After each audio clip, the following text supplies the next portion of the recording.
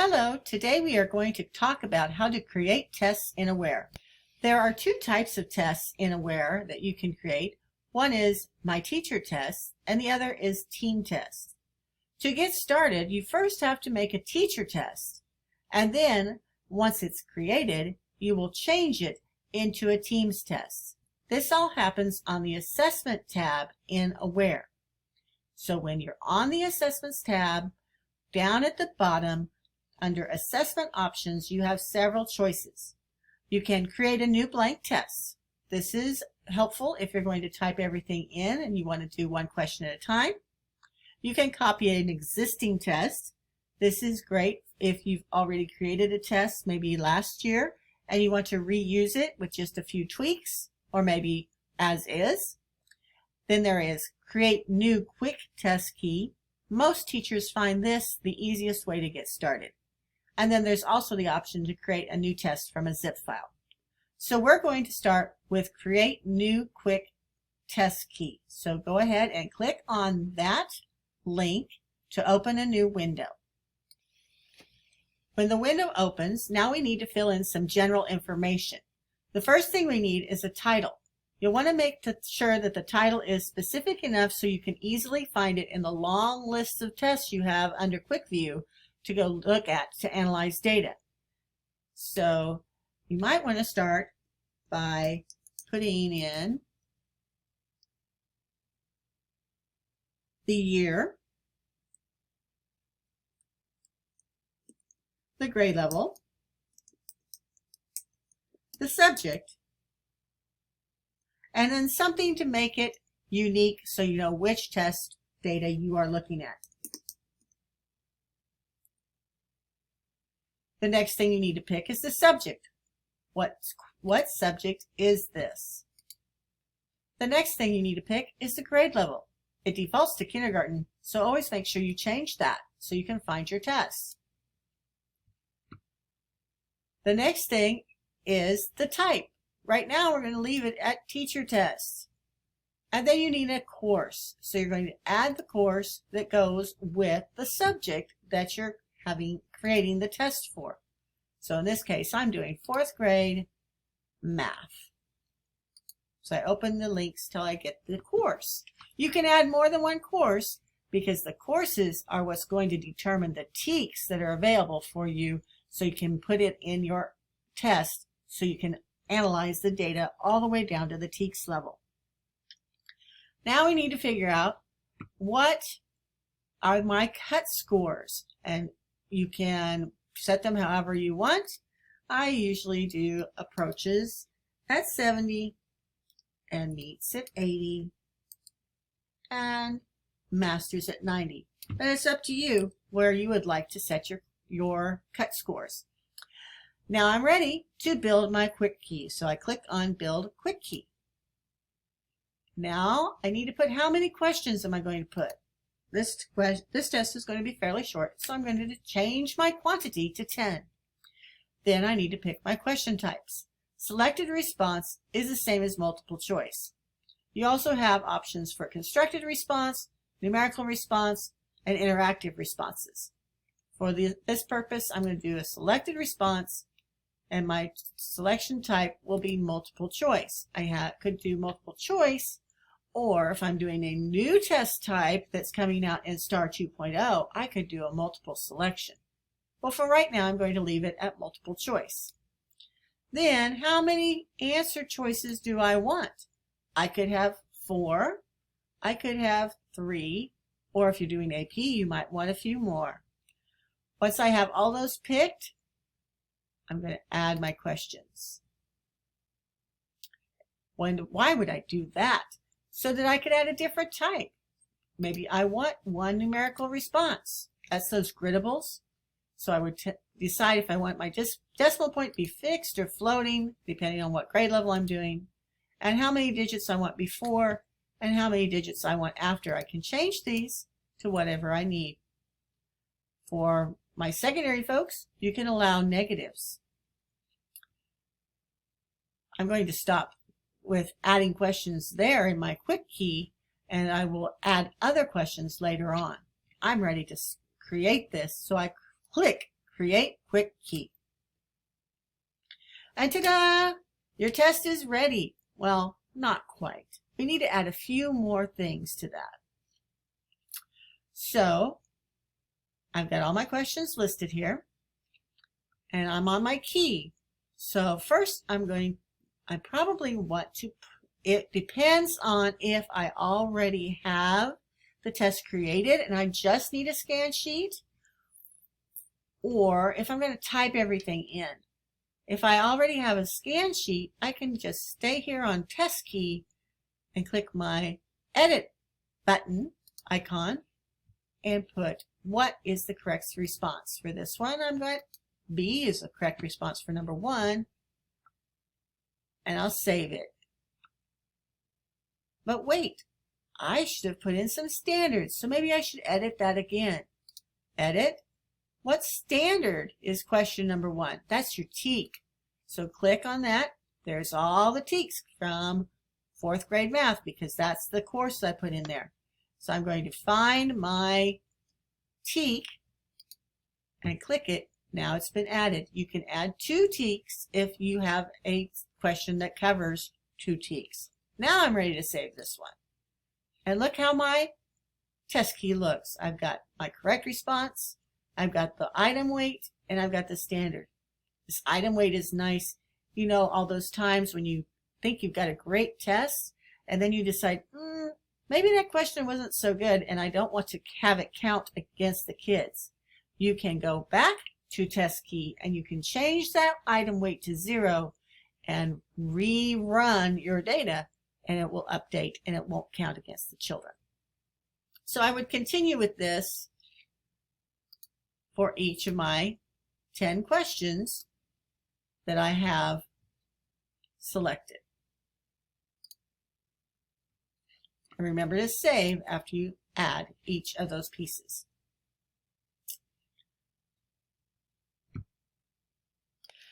Now I have all my multiple choice correct responses and standards entered. I need to do that numerical response one that I had left. I have to edit that one, and then I would just type in the number that I want. If you have decimals, make sure you put the decimal and the numbers following the decimal. The students will have to type it in the way you created it. Put in your standard, just like you did on the other ones, and save. But wait, maybe question 11 is not where my numerical response question is. Maybe it should be higher. Those little dots right here, you just drag it where you need it. It's actually question 5, so I'm just going to, I will drag it until it becomes question 5.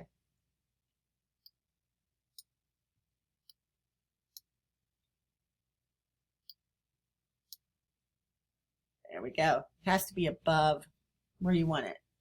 Now I've got my test all set as far as my key goes.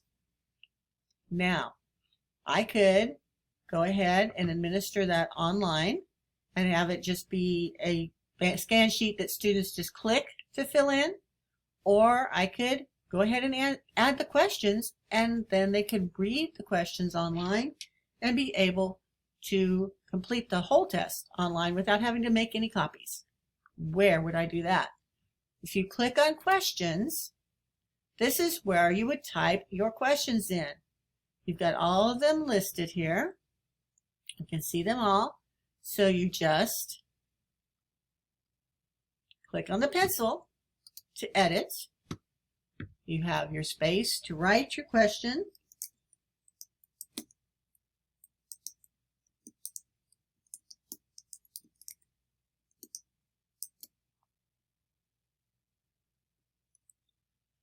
And your responses.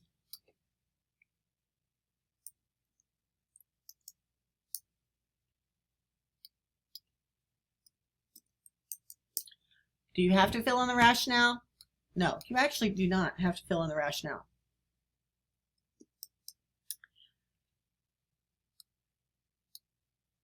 Notice the little trash can. If I decide I don't want it to be a 4-choice question, I can click the trash can and delete it. If I change my mind and decide I need it to be a 5-question answer choice question, I can click add response to add another one in, whatever you need to do. And when I'm done typing that all in, you notice I can put a complexity level if I'd like. There, you can pick that if you want, or you can leave it, whichever way you want to do. And then make sure you click update. And once I click update, now on the question screen, I can see my question. This is still just a teacher test. I have not changed it. I would not change it into a team test until I was finished. I want to be finished with the whole test and it all looks great. I don't have to, but it's easier to do it that way. Notice we've got some choices up here. We've got an alternate lettering choice. So if you wanted all your questions to be A, B, C, D, you could click that off and it will change your test. Notice now it's A, B, C, D. Or if you want it to alternate, you can leave it like that. Or if you accidentally clicked it off, you can change it back. Okay.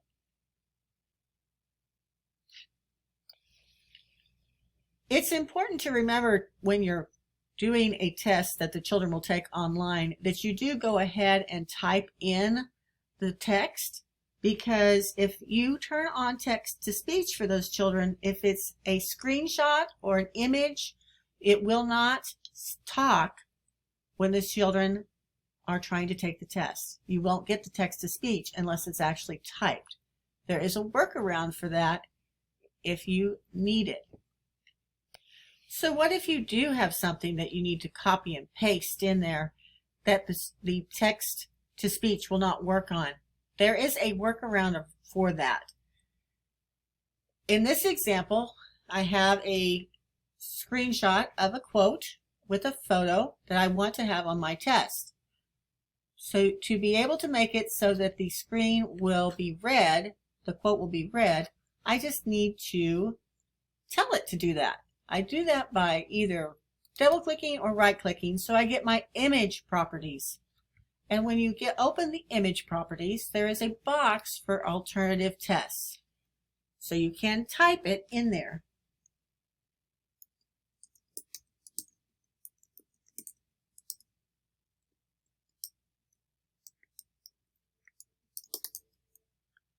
It's important to use commas to separate things if you want to pause.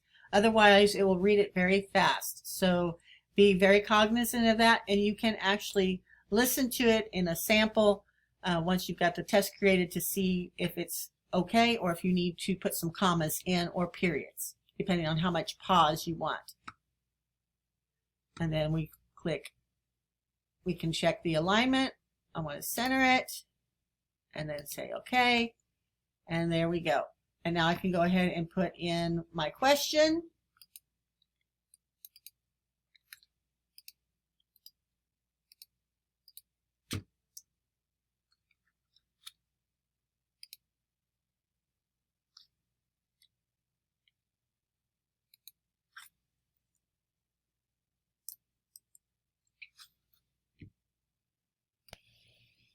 Just a tip, you might want to type the question before you put in the snippet. Makes it easier to work around that image. And of course, once you're finished typing in the question, you've changed your image so that it has alternate text, and you've typed in your answer choices, don't forget to click Update. From the Layout tab, you can see how your test looks, and you have an option to print the test. You can also print the test key, but both of those happen under Layout. From the Online tab, you have your test settings. Interactive is when you've typed up the whole thing. A bubble sheet is if you only need the bubbles, and it'll give the students a bubble sheet on the screen so you don't have to print them out. This is also where you enable the calculator, enable spelling assistance, decide if you want the students to be able to view their submitted responses, and then you can decide if you want to randomize the questions so that as they take the test online, that is two students sitting next to each other won't enable question randomization. Will randomize the questions on the screen if you're having the children take it on the computer. That way, two students next to each other, they may or may not be on the same question. Pro tip for your English teachers, since you have those reading passages, do not use question randomization. Enable lockdown browser. We have not pushed out the lockdown browser to the district devices, so please do not enable that lockdown browser at this time. Text to speech. You can decide if you want the student to choose the language or if you want it to be only English or only Spanish.